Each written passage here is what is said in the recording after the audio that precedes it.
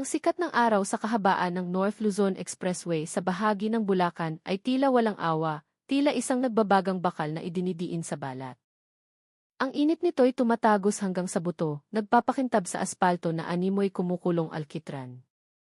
Ang pawis ay malayang dumadaloy sa mukha ni Elena Reyes, mula sa kanyang sentido hanggang sa kwelyo ng kanyang luma at kupas ng t-shirt. Mahigpit ang pagkakahawak ng kanyang mga daliri sa manibela ng kanyang pinakamamahal na 10-wheeler truck. Si Higante, ang palayo niya rito, ay tila ibinubuhos ang lahat ng lakas upang manatiling matatag sa gitna ng karagatan ng mga sasakyang hindi makausad. Ang mga busina ay walang tigil sa pag-iingay, lumilikha ng isang nakabibinging simponya ng pagkabagot at pagkainit. Lintik na trapik to, bulong ni Elena sa sarili habang pinupunasan ng likod ng kanyang kamay ang namumuong pawis sa leeg. Baka malate ang delivery nito. Si Higante, na lumana at puno ng mga gasgas, ay kargado ng mga materyales para sa isang malaking construction project. Ang target niya ay makarating bago maghapon. Bawat minuto ng pagkaantala ay nangangahulugan ng kabawasan sa kita, isang bagay na hindi matanggap ni Elena. Ang mga kamay ng orasan sa dashboard ay tila nanunukso, napakabagal ng paggalaw. Kanina pa siyang umaga bumibiyahe at ang matinding trapiko sa Bulacan ang tila rurok ng kanyang paghihirap sa araw na iyon.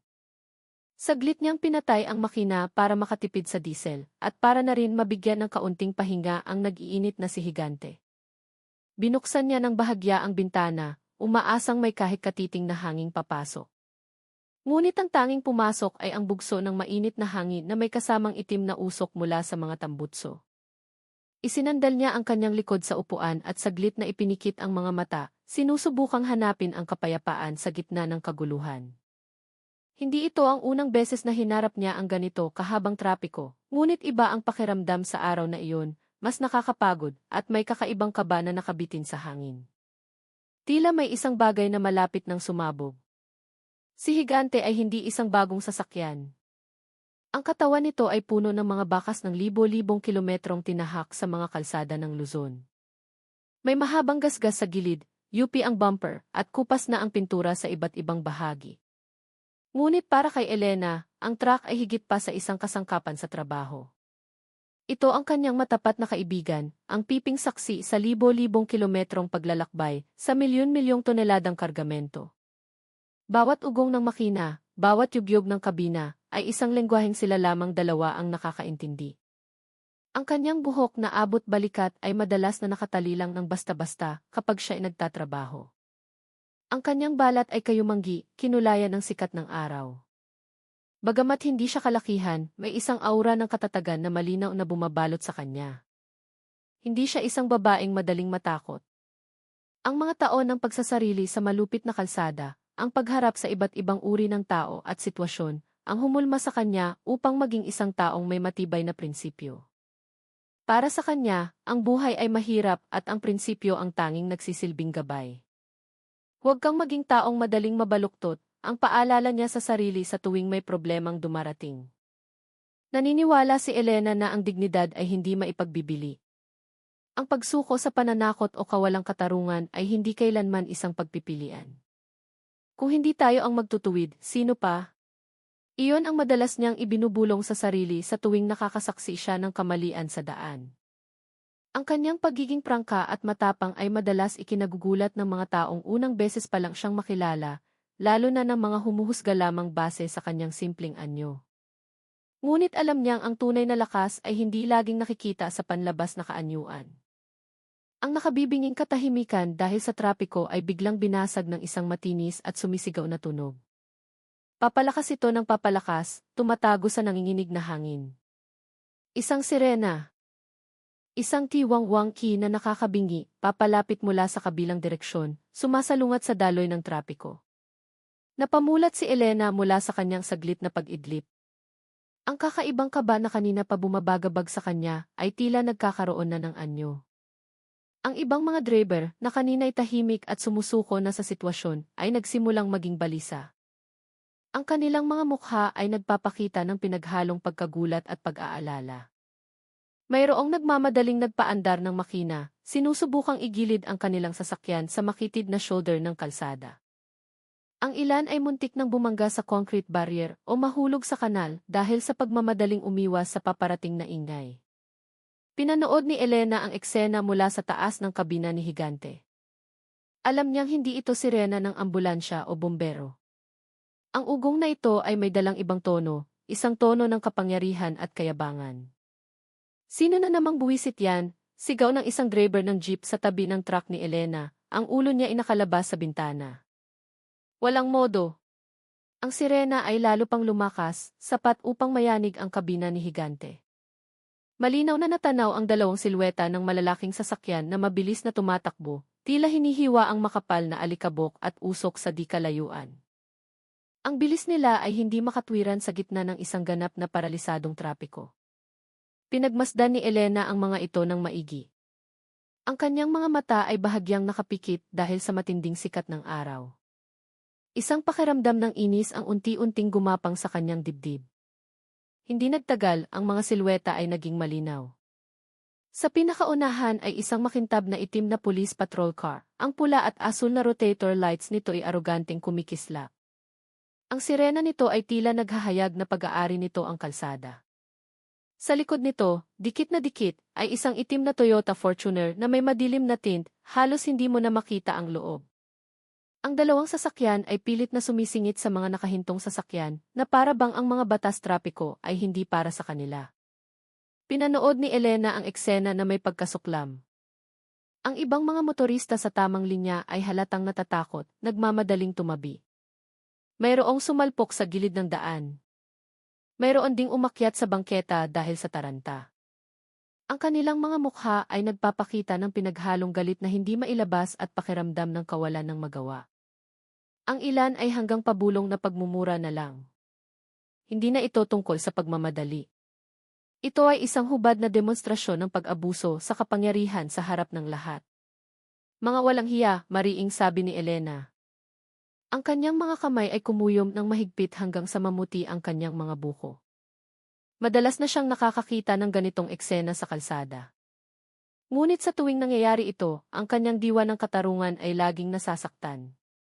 Ang ibang mga motorista na sumusunod sa batas ay naiipit sa ilalim ng nakakapasong init, pinipilit na tumabi para lamang sa ilang taong pakiramdam nila ay mas importante sila. Kumulo ang dugo ni Elena. Alam niya kung ano ang dapat niyang gawin. Bumilis ang kanyang paghinga. Sa loob ng maraming taon, nasaksihan niya ang pag-abuso sa kapangyarihan sa kalsada. Madalas ay ginagawa ng mga taong nakauniporme na dapat sana inagpoprotekta sa mamamayan. Ngunit sa pagkakataong ito, sa gitna ng nakakabaliw na trapiko at nakakapasong init sa Bulacan, iba ang pakiramdam. Hindi lamang ito simpleng paglabag sa batas trapiko. Ito ay isang gawaing sumasakit sa diwa ng katarungan ng bawat taong naroon. Isang bulong sa kanyang isipan ang nagsabi, tama na. Kailangan itong matigil. Nang walang pag-aalinlangan, gumawa ng desisyon si Elena. Ang kaba na kanina pa niya nararamdaman ay lalo pang tumindi. Hindi siya tatabi. Hindi siya daragdag sa mahabang listahan ng mga driver na yumuyuko na lamang sa arogansya sa daan. Mabilis na gumalaw ang kanyang kamay, inabot ang matigas na lever ng parking brake. Sa isang malakas na sumitsit na tunog, ang air brakes ni Higante ay ganap na kumapit. Ang truck ngayon ay nakatayo ng matatag, hindi gumagalaw ni isang pulgada mula sa kanyang pwesto. Hanggang kailan ganito, ate? Sigaw ng driver ng jeep mula sa bintana, puno ng pag-aalala ang mukha. Mga importante yang mga yan, baka mapahamak ka pa. Lumingon lamang si Elena ng saglit. Ang kanyang tingin ay matigas, na siyang nagpatahimik sa driver. Hindi siya sumagot, ngunit ang kanyang desisyon ay buo na. Si Higante ngayon ay ganap na nakaharang sa gitna ng daan, isang pader na bakal na nagsara sa daanan. Epektibo. Ang takbo ng police patrol at ng Fortuner ay ganap na naharangan. Biglang tumahimik ang buong kalsada. Ang tanging natira ay ang ugong ng makina ng ibang mga sasakyan na unti-unting humina at namatay. Lahat ng mata ay nakatuon kay Higante at sa babaeng driver nito, naghihintay kung ano ang susunod na mangyayari. Sa malakas na paghis ng nakalock na air brakes, si Higante ay tumayo ng matikas, perpektong nakaharang sa gitna ng kalsada. Ang 10-wheeler truck ay naging isang dambuhalang harang, isang pader na bakal na hindi matitinag. Ang desisyon ay mabilis na nabuo, itinulak ng matibay na prinsipyong tumatanggi sa kawalang katarungan. Mula sa loob ng kabina, naramdaman ni Elena ang alon ng katahimikan na bumalot sa daan na kanina ipuno ng ingay ng mga busina. Ang ibang mga motorista na nakasaksi ay natahimik. Mayroong nanlaki ang mga mata, mayroong nagpipigil ng hininga sapagkat di makapaniwala. Isang taxi driver sa likod ni Elena ay umiling-iling na lang, nasa pagitan ng paghanga at pag-aalala. Samantala, mula sa loob ng Fortuner at ng patrol car, kitang-kita ang mga kilos ng pagkalito at galit. Hindi nila inasahan na mayroong maglalakas loob na harangan ang kanilang daan. Si Elena ay umupo ng tuwid. Ang kanyang paningin ay diretso sa unahan, nakatitig sa dalawang sasakyang napilitang huminto. Walang takot, tanging determinasyon ang nag-aalab. Alam niyang ang kanyang ginawa ay maaaring magdulot ng malaking problema, ngunit ang kanyang prinsipyo ay mas mahalaga. Ang dignidad at katarungan ay hindi maaaring itaya. Handa niyang harapin ang anumang kahihinatnan nito. Ang matinding sikat ng araw sa Bulacan sa tanghaling iyon ang naging piping saksi sa komprontasyong kasisimula pa lamang. Ilang sandali nang nakakabinging katahimikan, bumukas ang pinto ng patrol car. Isang lalaking matipuno ang lumabas, si Police Corporal Marco Vargas. Ang kanyang uniforme ay plansado, bahagyang masikip sa kanyang balikat, na nagdagdag sa kanyang aroganting dating. Nakasuot siya ng itim na salamin, tinatakpan ang kanyang mga mata at nagbibigay ng malamig at misteryosong anyo. Ngunit sa paligid ng kanyang bibig, malinaw na nakaguhit ang galit at pakiramdam ng pagiging nakatataas. Lumakad siya papalapit na may tiwala sa sarili, na para bang ang buong mundo ay susunod sa kanyang utos. Mula sa loob ng kabina ni Higante, pinagmasdan ni Elena ang kanyang postura. Ang aura ng pananakot ay malakas na nagmumula sa kanya, isinilang mula sa pagiging sanay na pinagsisilbihan, iginagalang at kinatatakutan. Huminto siya sa mismong tapat ng nguso ng truck, bahagyang tumingala upang makita ang loob ng kabina. Ipinatong niya ang kanyang mga kamay sa kanyang dibdib, naghihintay na tumabi si Elena. Ngunit si Elena ay nanatiling hindi gumagalaw. Walang bahid ng anumang senyales na aalisin niya ang truck. Ang kanyang mukha ay kalmado, halos walang emosyon. Ito ay malinaw na lalong ikinainis ni Vargas. Ibinaba niya ang kanyang kamay at itinuro-turo ang gulong ni Higante na may mapanghamak na kilos. Ito ang simula ng isang komprontasyong hindi maiiwasan at si Elena ay handa ng harapin ito. Lumakad si Vargas patungo sa gilid ng driver. Ang kanyang mukha ay puno ng galit na lalong nagiging halata. Kumatok siya ng malakas sa katawan ng truck gamit ang kanyang kamao. Ang tunog ay umalingaw sa gitna ng tensyonadong katahimikan. Hoy, super! Alisin mo yung truck mo ngayon din, sigaw niya ng malakas, puno ng otoridad ang boses. Ang kanyang mga salita ay malinaw na nagpapakita na hindi siya sanay na sinusuway. Si Elena ay nanatiling hindi natitinag. Ang kanyang tingin ay diretso sa unahan. Ang kanyang mga mata ay hindi nagpapakita ng takot, sa halip, isang katatagan ang sumasagot sa pananakot na iyon. Hindi niya binuksan ang bintana, lalo na ang sumagot. Bilang tugon, isang bahagyang ngiti ang sumilay sa kanyang mga labi, halos hindi makita.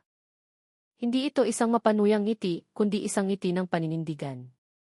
Dahan-dahan, itinaas ni Elena ang kanyang kaliwang kamay, ang kanyang hintuturo ay nakaturo sa isang maliit na aparato sa windshield, ang kanyang dashcam. Ang pulang ilaw nito ay kumikislap, tinitiyak na bawat segundo ay malinaw na nare-record. Nang makita iyon, bahagyang nagbago ang ekspresyon ni Vargas. Mayroong saglit na pag-aalinlangan, ngunit agad itong natabunan ng nag-uumapaw na galit. Huwag ka nang mag-arte. Alisin mo iyang truck mo o tatawag ako ng tow truck, banta niya ulit, lalong tumataas ang boses. Si Elena ay hindi pa rin sumasagot. Umupo siya ng tuwid sa kanyang upuan. Ang kanyang tingin ay nakatuon kay Vargas, na para bang hinahamon siyang gawin ang anumang gusto niya. Alam niyang ang recording na ito ay ebidensya ng pag-abuso sa kapangyarihan na masyadong madalas mangyari sa kalsada. Ang tahimik ngunit matatag na pagtanggi ni Elena, kasama pa ang pagkakaroon ng dashcam, ang nagpasiklab sa galit ni Vargas. Namula ang kanyang mukha, lumitaw ang mga ugat sa kanyang liig. Hindi siya sanay na binabaliwala, lalo na ng isang babaeng driver ng truck. Sa sobrang inis, mula sa salita ay lumipat siya sa gawa. Inabot ng kanyang malaking kamay ang hawakan ng pinto, hinila ito ng marahas. 1, 2 beses. Ngunit ang pinto ay matibay na nakalock. Sa pagkabigo, hinampas niya ang katawan ng truck gamit ang kanyang palad. Ang malakas na tunog ay umalinggaw sa buong kabina. Buksan mo. Bilisan mo, buksan mo ang pinto, sigaw niya, ngayon ay puno na ng pagbabanta. Nanginginig ang kanyang mga kamay sa pagpipigil ng galit, sinusubukang humanap ng siwang para mabuksan ang pinto. Ngunit nabigo siya. Ang lock ng truck ay matibay at nanatiling nakasara. Pinapanood lamang siya ni Elena mula sa loob, ang kanyang mukha ay nananatiling walang emosyon. Walang reaksyon. Kitang-kita niya ang nag-aalab na galit sa mga mata ni Vargas. Ngunit alam niyang ang kanyang ginagawa ay isang anyo ng paglaban sa arogansya ng kapangyarihan. Ang pagpayag na makapasok si Vargas ay magbibigay lamang ng puwang para sa mas malalang pag-abuso. Ang kanyang unang depensa ay ang distansya, at ang nakalock na pinto ang kanyang unang kuta. Umuwal si Vargas sa pagkabigo. Walang silbi ang kanyang mga pagsisikap. Umatras siya ng isang hakbang, tumitig sa kabina na may tinging puno ng galit. Tila susubukan niya ang ibang paraan. Ngunit bago pa man siya makakilos, si Elena na ang nanguna. Sa isang kalmado at tiyak na kilos, inabot niya ang hawakan ng pinto mula sa loob, pinaikot ito, at dahan-dahang itinulak. Ang pinto ng kabina ni Higante ay umigkas na bumukas, inilalantad ang anyo ni Elena habang bumababa. Ang kanyang postura ay tuwid, bawat hakbang ay walang pag-aalinlangan. Tumayo siya sa tabi ng malaking gulong ng kanyang truck. Ang kanyang tingin ay diretso kay Vargas. Bagamat si Vargas ay mas matangkad at mas malaki, na may katawang sanay sa pagsasanay, walang bahid ng takot sa mukha ni Elena. Walang labis na emosyon, tanging isang malamig na kahinahunan.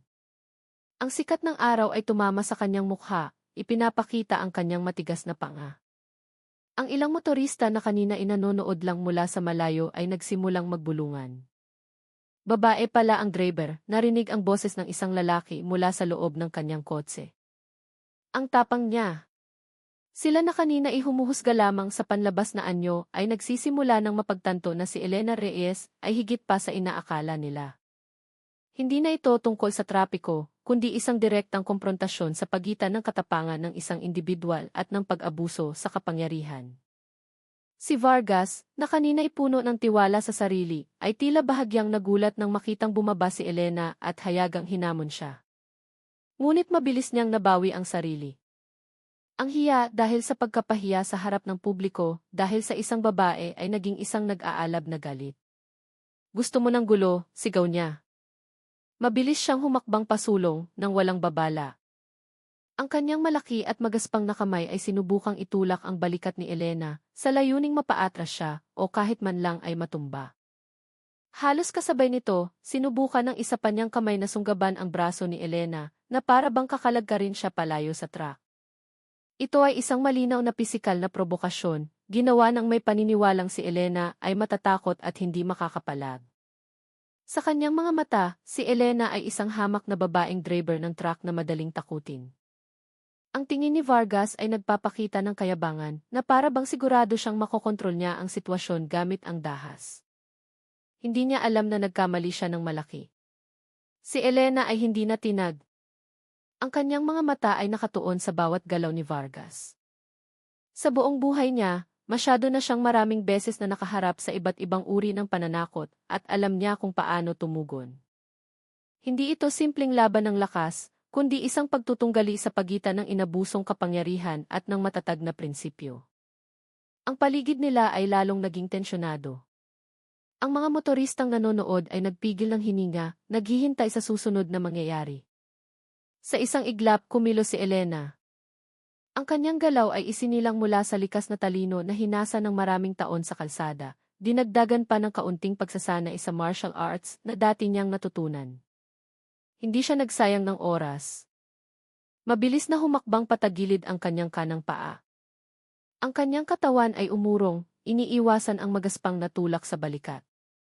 Sumablay ang atake ni Vargas, na naging dahilan upang bahagya siyang mawalan ng balanse. Bago pa man makabawi si Vargas, kumilos na ulit si Elena. Ang kanyang maliksing kamay ay sumuot sa pagitan ng braso at katawan ni Vargas. Sa isang makinis at tiyak na kilos, agad niyang nilock ang pulsuhan ni Vargas. Ang kanyang paglock ay tumpak, diniinan ang kasukasuan gamit ang tamang teknik, hindi lang basta-bastang lakas. Ang mukha ni Vargas ay biglang nagbago, nagulat at nasasaktan. Sinubukan niyang kumawala, marahas na hinila ang kanyang kamay. Ngunit ang hawak ni Elena ay masyadong mahigpit. Habang siya ay nagpupumiglas, lalo pang humihigpit ang pagkakalock, at ang kanyang katawan ay nagsimulang yumuko, tinitiis ang sakit na gumagapang mula sa kanyang pulsuhan. Ito ay isang hindi inaasahang demonstrasyon ng pisikal na lakas, malayong-malayo sa inaakala ni Vargas mula sa isang babae. Hindi nagbigay ng pagkakataon si Elena. Nang perpekto na ang kanyang paglock sa braso at si Vargas ay napangiwi sa sakit, ipinagpatuloy niya ang kanyang aksyon. Sa isang mabilis at sukat na pagwasiwas ng paa, inilagay niya ang kanyang paa sa likod ng paa ni Vargas, ibinalanse ang bigat ng kanyang katawan. At pagkatapos ay bahagya siyang itinulak. Hindi ito isang malakas na tulak, kundi isang teknik na ginamit ang momentum at grabidad. Ang malaking katawan ni Vargas ay nawala ng balanse. Bumagsak ang kanyang tindig. Agad siyang bumagsak ng malakas sa aspalto, na may malakas na tunog na iblagag, na umalingaw-ngaw. Ang tunog ng pagbagsak ay umetso sa pagitan ng mga nakahintong sasakyan. Ang kanyang itim na salamin ay tumilapon. Lumitaw ang kanyang mga matang nanlalaki sa gulat at sa matinding sakit. Isang ungol ang lumabas sa kanyang bibig habang siya ay nakahandusa sa kalsada, sinusubukang bumangon, ngunit walang magawa. Ang mga motoristang nakasaksi sa pangyayari ay natahimik. Mayroong napahawak sa kanilang bibig, hindi makapaniwala sa kanilang nakita. Ito ay isang biglaang pagbaliktad ng sitwasyon. Ang kayabangan at pagmamataas na kanina inagniningning mula kay Corporal Vargas ay ngayon ay nakahandusay at walang magawa sa ilalim ng matinding sikat ng araw sa Bulacan. Hindi na ito tungkol sa trapiko, kundi isang malinaw na demonstrasyon na ang pisikal na lakas at arogansya ay hindi laging nananalo laban sa determinasyon at kakayahan. Ang mga kasamahan ni Corporal Vargas, na kanina pa nanonood mula sa loob ng patrol car, ay nagmamadaling lumabas nang makita nilang bumagsak ang kanilang kaibigan sa aspalto. Dalawang lalaking nakauniporme ang lumitaw, halatang nagulat. Ang kanilang mga ekspresyon ay pinaghalong pagkalito at pag-aalala. Mabilis silang lumakad, ang unang intensyon ay tulungan si Vargas na umuungol pa rin sa sakit.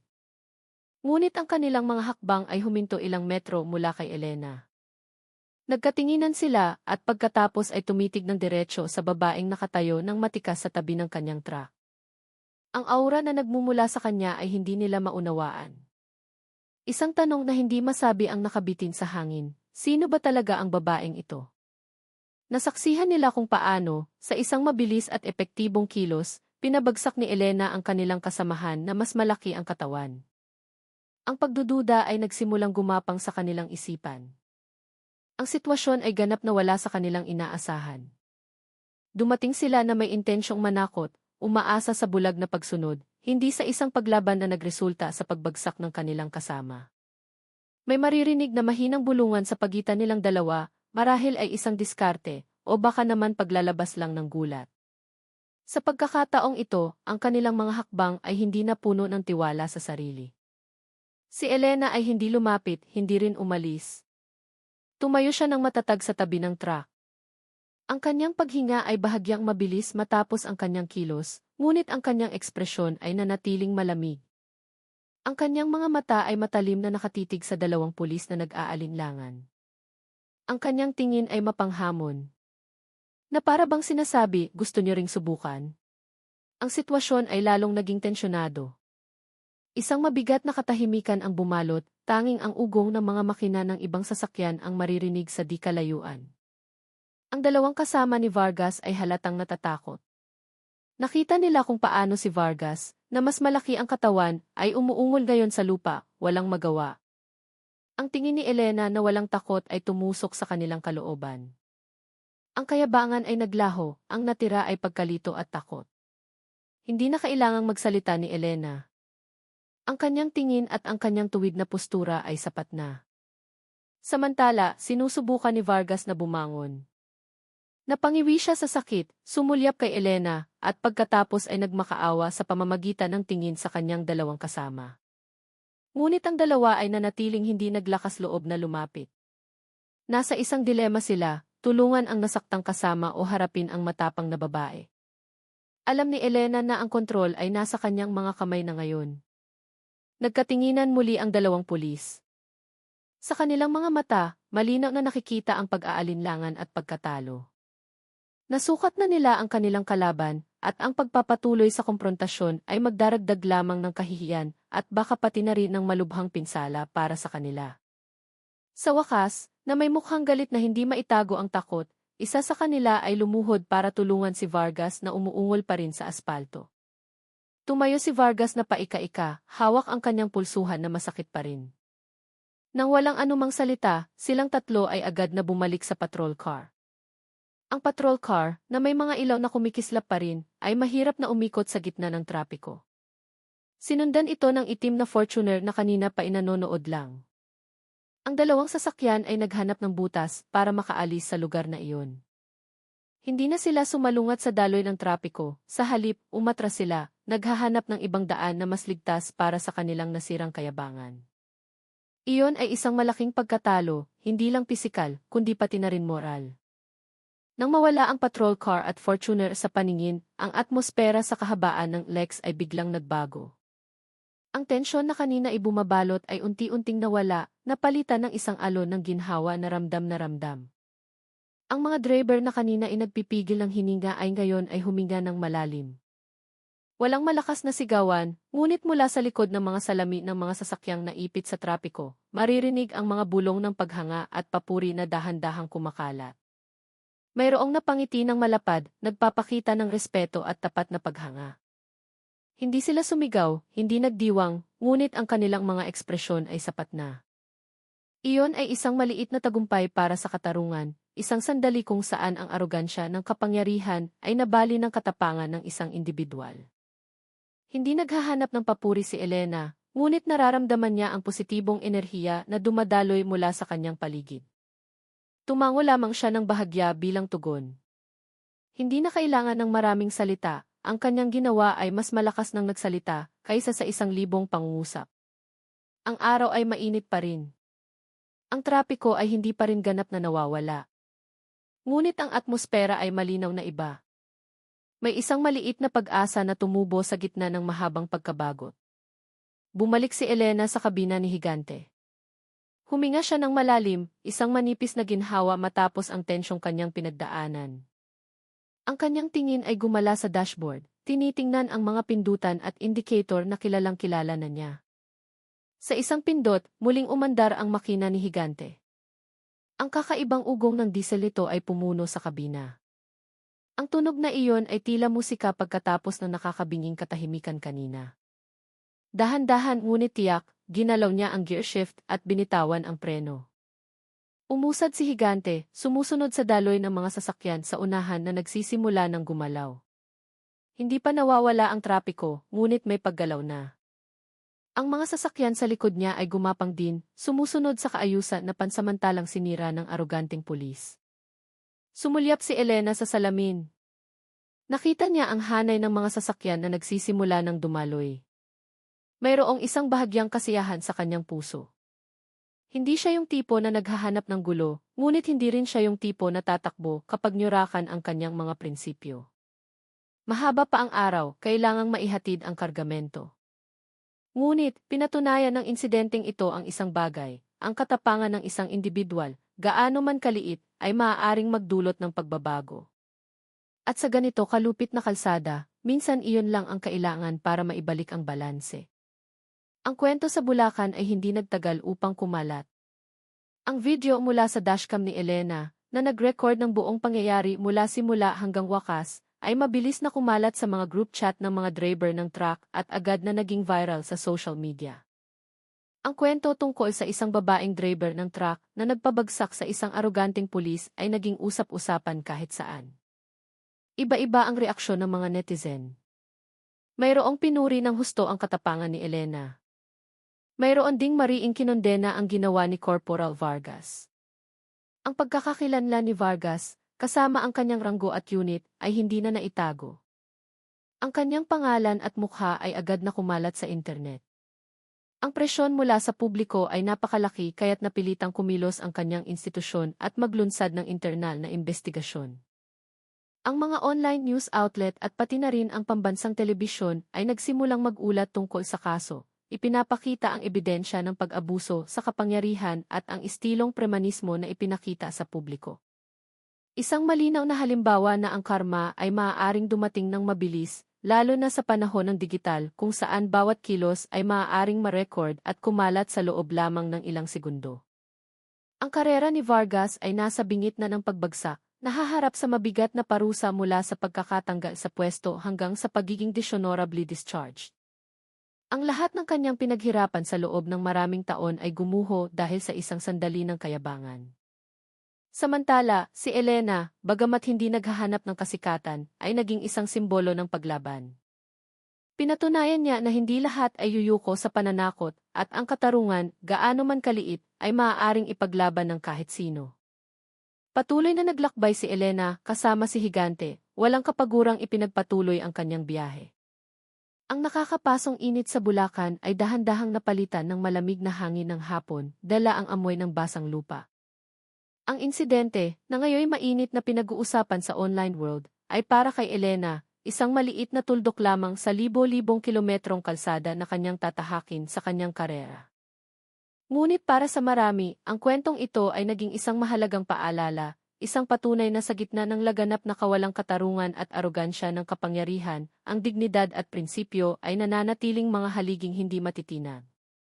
Si Elena Reyes ay hindi naghahanap ng gulo. Tinanggihan lamang niyang patahimikin. Pinatunayan niya na minsan, ang isang taong mukhang ordinaryo, isang babaeng driver ng truck kasama ang kanyang lumang si Higante, ay maaaring maging isang hindi inaasahang lakas na matapang na lumalaban sa agos at nagtataguyod ng katotohanan. Patuloy na tumakbo ang truck ni Elena, iniwan ang Bulacan sa likuran. Sa malupit na kalsada na hindi kailanman naging mabait, alam niyang patuloy siyang makakatagpo ng iba't ibang tao at hamon. Ngunit ngayon, bawat pag-ikot ng gulong ni Higante ay tila may dalang mensahe. Ang katapangan ay nakakahawa, at ang katarungan, gaano man kaliit ang anyo nito, ay laging karapat-dapat na ipaglaban. Hinayaan ni Elena na ang monotonong ugong ng makina at ang dagundong ng mga gulong sa aspalto ang pumuno sa kabina. Ang araw ay gumagapang na patungo sa dapit hapon. Ang langit ay nagsimulang mamula, tinatangay ang mga natitirang init na kanina pa isumusunog. Ang insidente ay umubos ng kanyang oras at lakas, ngunit ang kasiyahang nadama niya sa kanyang kalooban ay hindi matatawaran. Alam niyang ang kanyang ginawa ay hindi para sa papuri o kasikatan. Ito ay purong bunga ng prinsipyong matagal na niyang pinanghahawakan. Walang lugar para sa kayabangan at pag-abuso sa kapangyarihan, lalo na sa kalsada na dapat ay para sa lahat. Ngayon, bawat kilometrong tinatahak ni Higante ay tila mas magaan. Ang kalsada ay nagsimula ng lumuwag. Ang mga motoristang kanina inaipit sa trapiko ay nagkahiwa-hiwalay na patungo sa kani-kanilang destinasyon. Nadaanan ni Elena ang ilang iba pang truck na kasabay niya sa direksyon. Isang maikling busina ang narinig, isang pagbati mula sa kapwa driver. Marahil alam na nila o narinig man lang kung ano ang nangyari sa Bulacan. Ang kwento tungkol sa babaeng driver na nagpabagsak sa isang aroganteng pulis ay tiyak na mabilis kumalat sa komunidad ng mga driver, naging isang bagong alamat sa kalsada. Ngunit ayaw itong masyadong isipin ni Elena. Para sa kanya, ang pinakamahalaga ay ang kargamento niyang materyales ay makarating sa destinasyon sa tamang oras. Siya ay isang driver lamang, hindi isang bayani. Ngunit ang prinsipyong kanyang pinanghahawakan ay madalas na naglalagay sa kanya sa mga sitwasyon na nangangailangan ng aksyon. At sa bawat bakas ng gulong ni Higante sa aspalto, alam niyang hindi lang pisikal na marka ang kanyang iniiwan. Iniiwan niya ang isang bakas ng katapangan at katarungan. Kinabukasan, nang bumalik si Elena sa kanyang simpleng base sa labas ng Metro Manila, hindi tumigil sa pagring ang kanyang telepono. Hindi lamang mula sa proyekto na nagtatanong tungkol sa delivery, kundi pati na rin sa mga kapwa driver. Maging ang ilang mamamahayag mula sa mga online news outlets ay tumatawag, puno ng kuryosidad. Ang video ng insidente ay sumabog na. Ang mukha ni Corporal Vargas ay nakapaskil kung saan-saan, at ang kanyang kaso ay sineseryoso na ngayon ng Internal Affairs Service, VIC, Ma'am, gusto po sana namin kayong ma-interview. Maraming tao ang humahanga sa katapangan ninyo, sabi ng isang tumawag na may boses na puno ng sigasig.